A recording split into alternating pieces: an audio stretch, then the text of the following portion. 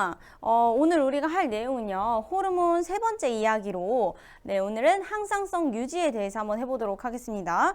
그럼 일단 우리가 넘어가서 항상성에 대해서 한번 볼게요. 항상성 유지. 그러면 우리가 유지라는 단어는 당연히 아니까 항상성을 알아야겠죠? 항상성의 정의는요, 이렇게 쓸 수 있습니다. 일단 몸 안팎의 환경이 변해도 적절하게 반응해서 몸의 상태를 일정하게 유지하는 성질이죠. 그쵸? 그래서 요거에 이제 얘들아 우리가 초점을 맞춰야 하는 거는 항상성 그 유지의 중추가 어디다? 간내다라는 거죠. 요거를 기억해 주셔야 합니다. 거기다가 적어주고, 그리고 이 항상성 유지의 중추 간내는요, 요것도 중요한 거기 때문에 옆에 빈칸에라도 잘 적어주시면 돼요. 그러면 이제 우리 넘어가가지고 첫 번째 탐구 1 체온 조절 과정 거기 한번 보겠습니다. 일단 우리는 거기에 있는 저온의 상황일 때를 먼저 보고요. 그리고 그 두 개를 이렇게 비교를 한번 해보도록 하겠습니다. 그럼 일단 먼저 저온의 상황 먼저 볼게요. 체온 조절 과정 볼 건데요. 일단 우리는 저온의 상황일 때를 한번 볼 건데, 여기 추우신 분이 한번 나올 거예요. 요렇게. 누가 봐도 추워 보이죠? 선생님이 그렸어요. 너무 잘 그리지 않았니? 추우신 분 우리 얼른 따뜻하게 만들어 드려요. 일단 얘들아, 추운 날씨에는 어때? 찬바람이 내 얼굴을 기습하잖아. 공격하죠. 누가 때리는 것처럼 요렇게 찬바람이 훅 붑니다. 그쵸? 그러면 이제 여기에서 누가 제일 먼저 추운 걸 알아차리겠어? 피부가 그 찬바람이 자기를 때리는 걸 느끼고 피부가 먼저 피부 감각이 느끼겠죠. 피부에서 자극을 느끼고 감각신경을 통해서 어디로 전달해? 지금 준우가 얘기했던 간당, 혈당량도 조절하고 체온도 조절하는 간내로 보내게 되는데요. 여기에서 이제 뇌가 요렇게 있는데 여기서 어디야 간내는? 여기가 가운데 있는 약간 C 같은 것처럼 생긴 요 부분이죠. 여기로 이제 전달을 하게 됩니다. 그쵸? 그럼 이제 간내가 받았어. 그럼 간내 시상하부엔 뭐가 있죠? 내분비샘 중에 첫 번째로 배운 거. 하수생, 하수체죠. 뇌하수체. 여기에 뇌하수체로 일단 전달을 하게 되겠죠. 그럼 이 뇌하수체에서 뭘 분비하냐? 일단 여기서 얘들아 체온이자 체온 조절을 해야 되는 상황이죠. 그러면은 체온 조절을 하려면 갑상샘, 갑티체조, 기억나죠? 갑자기 티나게 체조를 하시는 분 기억나죠? 그래서 체온 조절을 하는 티록신을 분비를 해야 되는데 여기는 갑상샘이 아니잖아. 그래서 갑상샘을 먼저 어떻게 하겠어? 자극을 하겠죠? 그래서 갑상샘 자극 호르몬을 내보냅니다. 됐죠? 그럼 이 갑상샘 자극 호르몬이 갑상샘을 자극하면서 갑상샘에 이제 연락이 가죠. 티록신 좀 분비해봐. 이렇게 티록신 분비 좀 증가시켜. 이렇게 진행시켜. 이래서 진행시키죠. 세포호흡을 촉진하는 티록신 분비가 증가하게 되죠. 그래서 결과적으로 어떻게 되냐? 여기 벌써 나왔는데 결과적으로 티록신 분비가 증가한다는 건 세포호흡이 촉진되는 거고요. 세포호흡이 촉진된다는 건 체온이 올라간다는 거죠. 열이 발생한다는 거지. 그래서 우리 몸의 열 발생량이 증가하게 됩니다.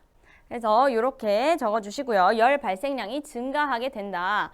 근데 이제 이거 말고도 얘들아, 열 발생량이 증가하는 거 말고도 우리 몸 안에 있는 열이 있을 거 아니야. 추울 때는 우리 몸 안에 있는 열은 어떻게 해야 돼? 그래도 좀 간직해야지, 그치? 못 나가게 해야지, 그쵸? 그래서 교감신경이요. 교감신경이 활성화되게 되는데 이 교감신경이 어떻게 하냐면 혈관을 어떻게? 혈관에 힘을 빡! 잇목에도 근육에도 힘을 빡 줍니다. 보세요. 일단 첫 번째 혈관이 어떻게 수축하게 되는데 그 이유는요. 혈관이 확장되게 되면 거기에 있는 열이 나가기가 너무 쉽겠지. 문을 활짝 여는 거랑 다름이 없어요. 그래서 혈관이 수축하게 돼서 혈관이 얇아집니다. 특히 어디? 피부 근처에 있는 제일 바깥 피부 근처에 있는 부분에 혈관이 수축이 되고요. 그리고 두 번째로는 얘들아 근육에도 힘을 빡! 근육의 떨림이 증가하죠. 우리 추우면 어때? 덜덜덜덜덜덜덜덜 이러잖아. 그치? 뭔지 알죠? 그 다음에 세 번째로는요, 또 다른 근육이 힘을 빡 주게 되는데 그게 뭐냐면 털을 잡고 있는 근육이야. 그거를 잇모근이라고 하는데요. 잇모근. 요게 이제 이따가 내가 보여줄게, 그림으로. 잇모근이 수축이 빡 되면은 여기에 이제 털이 이렇게 있었다? 원래 평소에 이렇게 잡혀 있어요. 근데 이 잇모근이 추울 때 힘을 빡 줘. 그럼 어떻게? 털이 빡 쓰죠. 그래서 우리가 추울 때 어때? 털이 확 쓰는 거야. 소름 돋을 때도 털이 쓰죠. 그래서 여기서 한 가지 이제 TMI를 또 풀자면, 제가 좀 TMI를 좋아하잖아요. 네, TMI를 풀자면 이제 우리가 여름에 주로 공포 영화가 많이 나오죠. 그렇죠? 요즘은 우리가 영화를 보러 막 가진 못하지만 영화관에 이제 공포 영화가 막 엄청 많아지잖아. 여름에. 왜 그럴까? 이유를 한번 맞춰보세요. 네, 한번 얘기해 볼게요. 네, 공포 영화가 여름에 많은 이유는요. 그러니까 결과적으로는 약간 그런 이제 과학적인 이유도 이제 사실 네, 끼워 맞췄을 수도 있지만 이제 보시면 여름에 이제 덥잖아. 근데 영화 안에서 공포 영화 막 귀신이 빡 튀어나와. 그럼 무섭지? 그럼 어때? 소름 돋지, 그치? 소름이 돋으면 털이 어때? 빡 쓰죠. 잇모근이 수축을 한단 말이야. 그때 잠깐. 그러면서 춥다는 느낌을 받을 수 있어. 그래서 우리가 여름 공포 영화를 보면 덥든 춥든 어째 상관없이 약간 한기가 확 드는 순간이 있잖아요. 그게 이제 그런 느낌을 살려서 이제 여름에도 약간 추운 느낌을 받을 수 있게 그렇게 되는 거예요. 네, 그런 이유가 있습니다. 그래서 여기에서 이제 어쨌든 여기는 지금 추울 때죠. 추울 때 힘을 빡 네, 나갈 수 없죠. 열이 방출할 수가 없죠. 열 방출량은 감소하게 됩니다. 그러니까 우리가 추우니까 열을 발생은 많이 시키고 몸 안에서 열은 많이 발생을 시키고 몸 안에서 이제 나가는 열은 줄이고, 그러니까 열 방출량은 감소하고 발생량은 증가한다라는 걸 기억해 주시면 돼요. 됐죠? 이거는 이제 사실 어디다 적는 거 없어서 그 옆에 빈칸에다 좀 적어주시고요. 밑에 있는 표는요. 잠시 후에 제가 양쪽에 띄워서 보여드릴 거예요. 한꺼번에. 네, 넘어가겠습니다. 넘어가서 이제 우리가 그 체온 조절 과정의 그 표를 한번 더울 때와 추울 때를 같이 한번 보도록 할게요. 네, 넘어갑니다. 네, 넘어가가지고 이제 더울 때와 추울 때를 같이 볼 건데요. 일단 더운 분도 한번 데려올게요. 네, 더운 분 왼쪽, 추운 분 오른쪽 요렇게. 네, 더운 사람과 추운 사람이 있죠. 누가 봐도 더워 보이고 누가 봐도 추워 보이네요. 너무 잘 그렸네요. 그래서 이때 주위의 온도를 먼저 보면요. 일단 주위의 온도. 여기는 어떻겠어? 애들 아주 덥겠죠. 아주 더워. 아주 더워서 여기는 햇빛이 쨍쨍. 온도는 네, 높겠죠. 네, 반면에 요 추우신 분은요. 추우신 분은 어떻게 해서 찬바람이 쌩쌩 불면서 내 피부를 강타하죠. 네, 바람이 많이 불어서 춥죠. 낮아요. 그쵸? 그럼 이제 두 번째로는 뭘 볼 거냐면 이 주위의 온도에 따른 지금 당시의 체온, 당시의 나의 체온. 더운데 햇볕 쨍쨍거리는 데 있으면 내 체온 어때? 네, 정상보다 어떻겠어? 정상 온도가 있으면 그거보다 높게 되겠죠. 그쵸? 높아요. 그리고 반면에 추울 때는요. 추울 때는 정상보다 네, 낮겠죠. 이렇게. 그러니까 이게 문제인 거지. 정상보다 높고 정상보다 낮잖아. 그래서 여기는 정상보다 높으니까 낮춰줘야 되는 거고 여기는 올려서 정상으로 맞춰줘야 되는 거죠. 그쵸? 그게 우리의 몸이 할 일입니다. 그래서 이제 혈관은 어떻게 변화를 하느냐. 혈관 한번 보면 일단 먼저 이 혈관 이쪽 더우신 분은요. 열을 밖으로 최대한 내보내야 한단 말이에요. 그러니까 피부 근처에 있는 모세혈관이 어떻게 확장이 되겠죠. 반면에 추우신 분은 어떻게 된다고 아까? 네, 수축을 해가지고 최대한 못 나가게 막죠. 수축. 그 다음에 근육의 떨림. 얘들아 우리 추울 때 덜덜덜덜덜덜 떨지. 입 막 이거 알지? 그렇게 되잖아. 더울 때는 없죠? 그런 거. 그래서 여기는 근육의 떨림을 보면 이분은 네, 아예 늘어져 있죠. 근육이. 네, 감소하고요. 근육의 떨림 감소. 여기는 네, 힘이 빡 주면서 증가하게 되죠. 그래서 우리 가끔 이렇게 덜덜덜 떨다가 따뜻한 데 들어와서 이렇게 하면 가끔 그 근육 아파. 너는 안 아픈가? 나는 아파요. 그 다음에 이제 세 번째 이제 아까 얘기했던 잇모근 한번 볼 건데 잇모근이 어떻게 생겼냐면요. 요렇게 생겼어요. 네, 이렇게 생겼고 요 털 여기 주머니를 꽉 잡고 있는 요 근육, 연결된 근육 요게 잇모근이에요. 그래서 얘가 힘을 빡 주면 여기에 있던 털이 이렇게 늘어져 있다가 빡 쓰는 거야. 그러니까 우리가 소름 돋을 때 빡 쓰는 거지. 그치? 뭔 소린지 알죠? 네, 그렇게 잇모근이 있는데 얘는 일단 치우고 더울 때는 잇모근이 어떻게 힘을 빼고 있죠. 이완하고 있죠. 털도 늘어져 있죠. 반면에 추울 때는요. 힘을 빡 주니까 수축한다고 표현합니다. 됐죠? 그리고 이어서 땀 분비량까지 한번 볼게요. 땀 분비량은요. 이쪽 더울 때는 어때? 더울 때는 땀 뻘뻘 흘리죠. 더울 때는 증가. 땀 분비량이 증가. 반면에 추울 때는 이제 땀이 안 나오겠죠? 네, 땀 감소하는데 근데 여기에서 이제 옆에 보충을 한번 보면 요거는 말로 설명할 거니까 잘 들으세요. 상태 변화와 열 에너지 거기 나와 있죠. 액체가 기화한데 그러니까 여기서 액체가 뭐야? 네, 땀입니다. 땀이 기화한다고 하잖아. 액체가 기화를 할 때는 얘들아 고액기에서 고체에서 액체에서 기체로 갈 때는 열을 어떻게 무슨 반응이야? 흡수하면서 가요. 그러니까 얘들아 물이 어떻게 해야 기체가 돼? 끓여야 되잖아. 그러니까 열을 가해야 된다는 소리죠. 그러니까 우리 몸에 얘들아 땀이 이렇게 있어. 땀방울들이 이렇게 있으면 얘네가 날아가려면 우리 몸에 열을 어떻게 해야 될까? 흡수하면서 날아가야 되는 거야. 오케이? 흡수하면서 날아가야 되기 때문에 그 주변 온도인 우리는 어떻게? 흡열 반응에서 주변 온도 어떻게 돼요? 낮아지겠죠? 얘가 땀방울이면 여기에서 얘가 열을 다 뺏어서 날아간단 말이야. 그러면 우리는 시원해지겠죠? 그래서 거기다 어떻게 쓰냐면 액체가 기화할 때는 주위의 열 에너지를 흡수한다. 그래서 땀을 흘리면 땀이 기화하면서 열 에너지를 흡수해서 체온은 어떻게 돼? 낮아지게 되는 거죠. 네, 그러면 이제 나머지 보겠습니다. 밑에 몸속 열 방출량 이제 볼 건데요. 열 방출량은 일단 얘들아 우리 더울 때 먼저 보면 봐봐. 혈관 확장되고요. 근육의 떨림도 이완하는 거지, 근육도. 그리고 잇모근도 이완하고, 그리고 땀도 많이 흘려. 땀구멍도 열렸고, 털구멍도 열렸고요. 그리고 혈액도 확장했어. 그럼 열은 어떻게? 많이 나가겠죠. 그쵸? 열 방출량 증가. 이렇게 생각해도 되지만 또 이렇게 생각할 수도 있죠. 우리 몸에 열이 많은 상태잖아, 지금. 그치? 정상보다 높다잖아. 그러니까 많이 내보내야지, 그쵸? 그래야 우리가 시원해지겠죠. 그쵸? 그 다음에 두 번째가 아니죠. 요 아래로는 이번엔 열 발생량 한번 보겠습니다. 얘는 감소. 얘는 건너뛸 뻔했네요. 네, 다시. 네, 이 친구는 지금 힘 빡빡빡빡 줬잖아. 그러면은 다 내보내지 않겠다는 의지가 굉장히 강해요. 그래서 열 방출량이 감소하게 되고요. 그 다음에 열 발생량 한번 볼게요. 열 발생량은요, 이제 이 호르몬 관련이라고 생각하시면 되는데, 이제 우리 몸에서 봐봐. 얘는 이제 지금 정상보다 높은 상태야. 그치? 정상보다 높아. 안 그래도 밖에서 계속 열이 막 들어온단 말이야. 근데 몸 안에서도 열을 만들겠니? 열을 안 만들겠죠? 얘는 감소해야지. 그치? 여기가 지금 여기는 지금 열 발생량이 감소해야겠죠? 그리고 열 발생량 이쪽 추울 때는요 열 발생량이 어떻게 될까?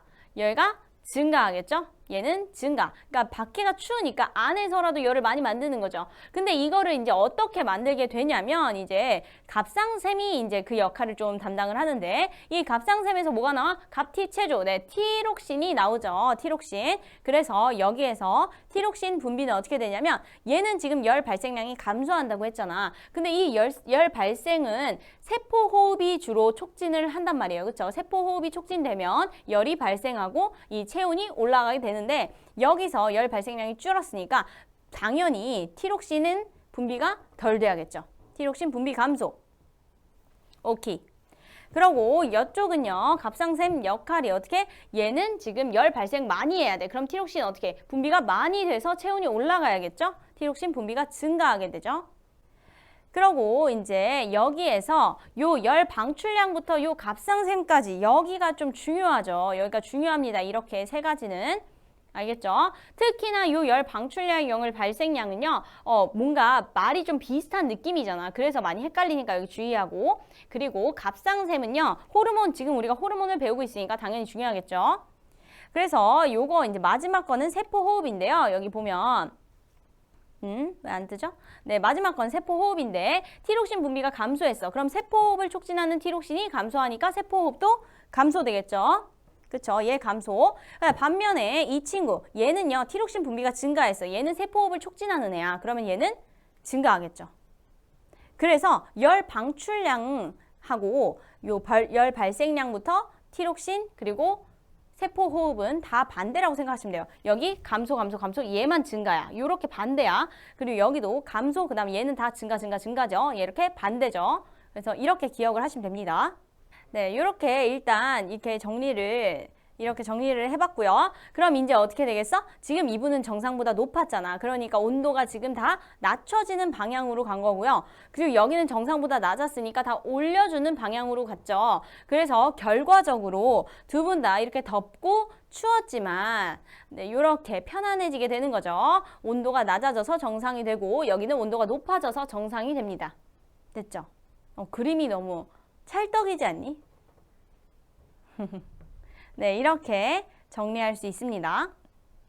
됐죠? 요거는 마지막에 써져 있죠? 그래서 요 이제 둘이 비교하는 거를 잘 기억을 해주세요. 알겠죠? 그럼 이제 넘어가가지고 우리는 그 혈당량 조절에 대해서 한번 보겠습니다. 혈당량 조절 과정 볼 건데요. 일단 우리는 혈당량 조절을 하기 전에, 과정을 보기 전에 혈당량이 뭔지부터 알아야 돼. 내가 어제 잠깐 얘기했지만 혈액 속에 죄송합니다. 네, 혈액 속에 흐르는 포도당의 양이죠. 혈액 속에 들어있는 포도당의 양을 혈당량이라고 해요. 그러니까 당, 양이라고 생각하시면 돼요. 근데 이때 얘들아 우리가 완전히 배부를 때 막 식사 직후 그리고 완전히 배가 막 골아서 막 엄청 배고플 때 이럴 때 빼고 보통 혈액 속 100ml 속에 70에서 99, 그러니까 약 70에서 100 정도라고 생각하면 돼요. 그 정도 밀리그램 정도로 유지가 돼야 됩니다. 알겠죠? 많으면은 이제 내가 어제도 잠깐 얘기를 했지만 많으면 이제 그게 남으니까 혈액 속에 그 포도당이 계속 안 쓰이고 제대로 안 쓰이고 오줌으로 나올 수도 있고요. 근데 이게 그렇게 오줌으로 나올 정도면 굉장히 많은 거잖아. 그래서 혈액이 끈적끈적해질 수 있어서 혈액이 제대로 안 흐를 수 있죠. 그래서 그런 것도 있어요. 혈당량 걸렸을 때 혈당량이래. 당뇨병이 걸리면 이제 심한 경우는 괴사하기도 한대요. 피부가 제대로 안 흘러서. 그럼 일단은 들으시고 나중에 학습지 받으면 써도 되고 어차피 이거 또 올려주니까. 네, 그러면요, 이제 2번 혈당량 조절 한번 보겠습니다. 혈당량 조절은 이제 어떻게 되냐면 일단 이자에서 분비를 하죠. 어떤 호르몬? 이자에서 뭘 분비하지? 네, 혈당량이 아주 낮은 경우도 있고 정상보다 높은 경우도 있을 거 아니야. 그래서 증가시켜주거나 혹은 감소시켜주는 인슐린과 글루카곤을 분비를 하죠. 이거의 작용으로 몸의 혈당량을 일정하게 유지가 하는 거죠. 됐죠?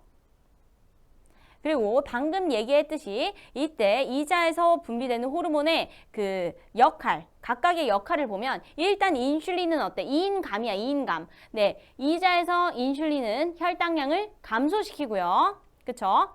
반면에 글루카곤은 징글징글, 증가시키는 건 글루카곤이죠. 글루카곤은 혈당량을 증가시킨다. 그래서 거기다가 이 빈칸들, 이 색깔 글씨만 써주시면 되죠. 인슐린과 글루카곤, 그리고 일정하게 유지됨, 그리고 인슐린, 그리고 글루카곤 이렇게 써주시면 됩니다. 어쨌든 혈당량 조절 과정을 볼 건데요. 우리가 밥을 많이 먹은 순간이 있을 거고 그리고 밥을 먹은 후에 시간이 많이 경과한 후가 있겠죠. 일단 식사 직후를 먼저 보겠습니다. 선생님이 짱구를 좋아하기 때문에 짱구, 배부른 짱구를 좀 데려왔어요. 됐죠? 이때 이 배부른 짱구, 배가 이렇게 나왔잖아. 불룩 나왔어요. 불룩 나왔으니까 어때? 혈당량이 어떻게 써? 혈당량이 높겠죠. 혈당량이 높은 혈당량을 가지고 있죠. 그럼 이제 얘들아, 물론 시작은 간당 간뇌가 혈당량을 조절하는 게 맞지만, 이자가 이제 그 연락을 받겠죠. 이자가 연락을 받았어. 그럼 이제 뭘 분비할까? 혈당량이 높대. 그럼 낮춰줘야 돼. 그치? 정상에 도달하려면 낮춰줘야 되니까 인슐린을 먼저 분비를 하겠죠.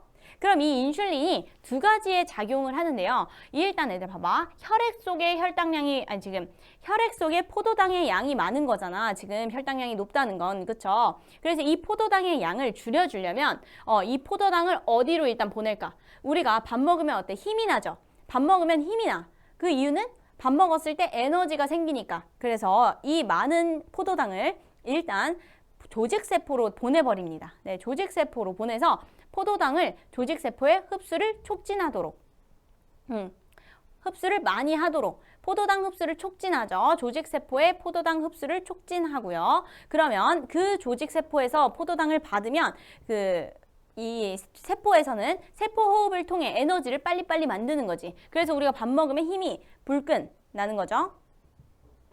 됐죠? 그리고 인슐린 한번 이제 두 번째 작용을 보면요. 두 번째로는 이제 그러고도 남는 거야. 이렇게 세포한테 전달을 해주고도 남아. 그럼 어떻게 할까? 좀 저장을 해야지. 창고에 갖다 놔야겠죠? 그렇죠? 그래서 간으로 갑니다. 네, 간으로 가가지고 어떻게 하냐면 포도당을 뭘로 변환시키냐면 글리코겐이라는 형태로 저장을 시켜요. 네, 포도당을 글리코겐이라는 형태로 저장을 시킵니다. 근데 여기에서 요 글리코겐과 글루카곤은 삐빅 달라요. 알겠죠? 얘는 이제 포도당을 글리코겐 형태로 저장을 하는 거고 명칭이 약간 글만 똑같고 다 달라. 그래서 그 글루카곤은 이제 혈당량 증가시키는 애고 그래서 이렇게 두 가지의 일을 합니다. 인슐린이. 오케이? 굉장히 중요하겠죠? 그쵸?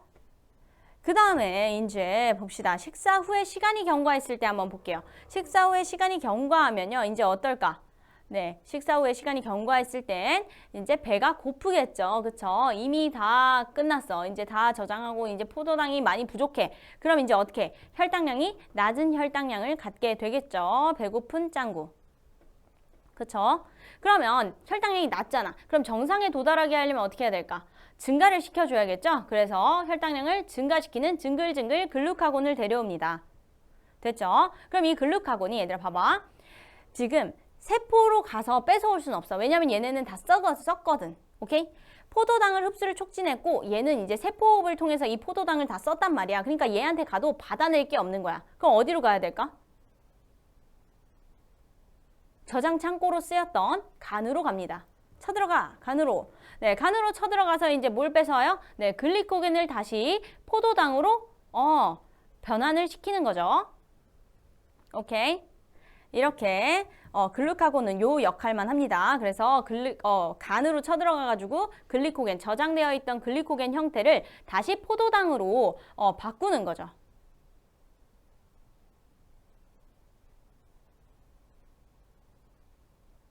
됐죠? 이렇게 기억을 해주시고요. 결과적으로 이렇게 해가지고요. 어떻게? 얘는 높은 혈당량이었는데 낮춰줬죠. 그래서 혈당량을 낮춰주고 이 친구는 혈당량이 낮았잖아. 그렇기 때문에 혈당량을 높여주겠죠. 이렇게. 됐죠? 근데 이제 여기서 너네가 또 착각하지 말아야 할 것. 여기에서는 혈당량이 높았어. 그치? 근데 혈당량을 낮춰줬지. 그치? 그럼 이제 어떻게? 혈당량이 낮아졌을까? 아니죠. 정상에 도달해야겠지. 반면에 이 친구 같은 경우는 낮은 혈당량이었기 때문에 혈당량을 높여줬어. 그럼 어떻게? 정상에 역시나 도달합니다. 그래서 정상 혈당량에 도달을 하게 됩니다. 이렇게. 그래서 거기에 이런 형태가 그대로 있죠. 그거를 잘 적어주시면 됩니다. 그러고 보충하고 끝내도록 하겠습니다.